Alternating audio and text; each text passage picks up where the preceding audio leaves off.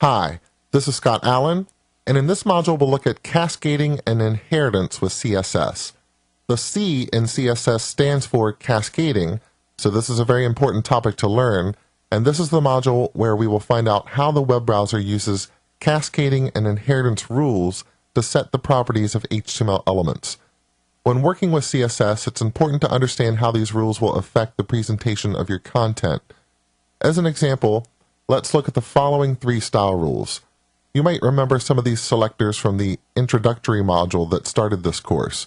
The first rule says that divs inside of the body tag should have a background color of red. The second rule says all divs should have a black background. And the last rule, you might remember that being the wildcard selector, says that all elements should have a green background. If you put all of these rules in a style sheet and include the style sheet in a page that has a div element, will the div have a red, black, or green background? In this module, I'll explain how the browser will interpret those seemingly conflicting instructions and show you the tools and techniques you can use to understand the cascade and inheritance.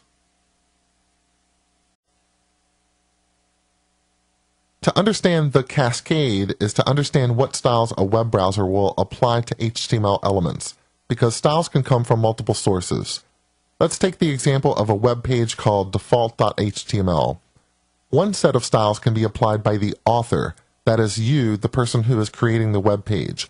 As we saw in the first module, you can have styles defined inline in the HTML, and you can also have styles defined in a .css file that you include into the page with a link tag.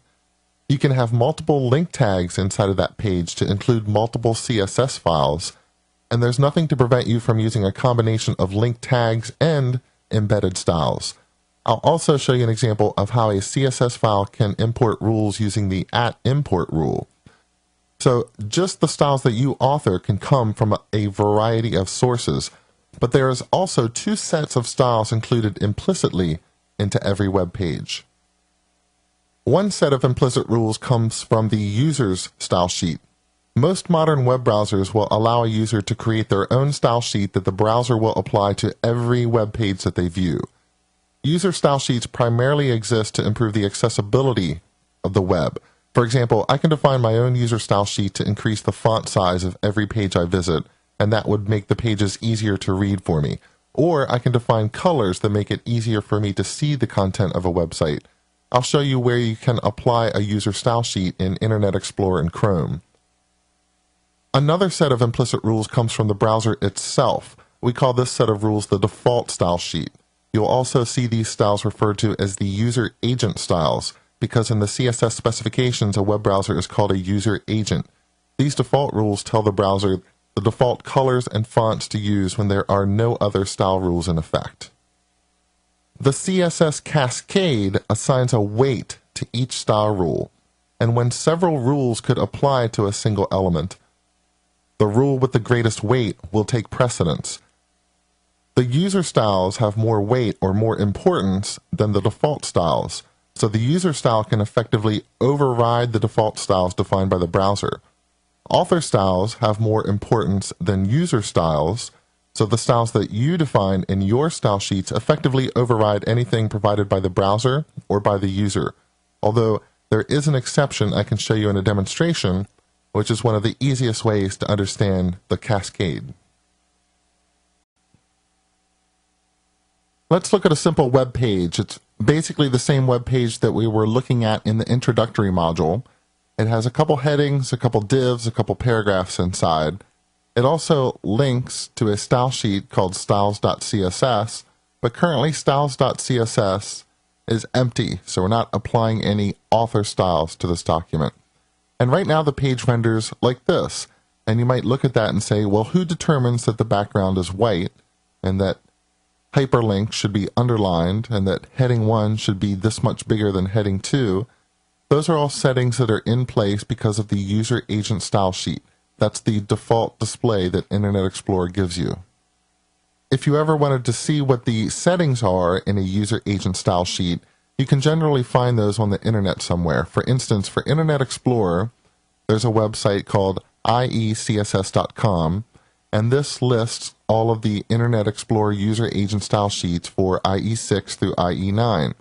One of the entries you can see here is that an anchor tag by default will have the text decoration of underline. And that is why an anchor tag, aka a link or an href, will have an underline when it displays. Now, as I mentioned in the slides, you can also have a user style sheet that is in effect. In Internet Explorer, you can see this by going to Tools, Internet Options, clicking on Accessibility, and there'll be a checkbox here, Format Documents using My Style Sheet, and I currently have that set to a user.css file that is in one of my temp directories. And that file just so happens to be opened inside of Visual Studio, but we can see it's currently empty.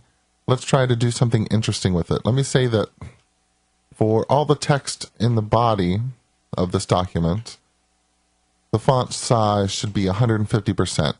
So I'm going to save user.css, and then sometimes to get this to take effect, you have to reopen Internet Explorer or come into a new tab. So let me come into a new tab in Internet Explorer and open that up. And you can see the text on this tag is now 50% larger than the text in the original tab before I edited that style in user.css. So user.css is at work here. But now let's come back to the page, and remember the page is including one of my style sheets, styles.css. And let me come in and edit this and say that the body here, the font size should really be 80%. And now let me refresh, and you can see that that is actually 80% of the original font size. So effectively what has happened is my style rule has overridden the style rule that was in user.css because author styles are more important than the styles that are defined in the user style sheet. So the browser is using my rule, it's overriding what's in that user style sheet. And I did want to point out that one condition where a style rule in a user style sheet can have more importance than a style rule defined in a author style sheet. And let me show you what that is. Inside of the user style sheet, I'm going to put exclamation point important here. And that means when the browser sees a body style rule coming from the user style sheet and a body style rule coming from an author style sheet, it's actually going to give more importance to this user style rule because of that pound important. So if I save that user style sheet and I come out and let's open up one more tab to make sure that we pick up the changes from that user style sheet, you can see that we're back to a large font size. So this style rule has the most importance out of those rules that are defined between the user agent style sheet, the author style sheet, and the user style sheet.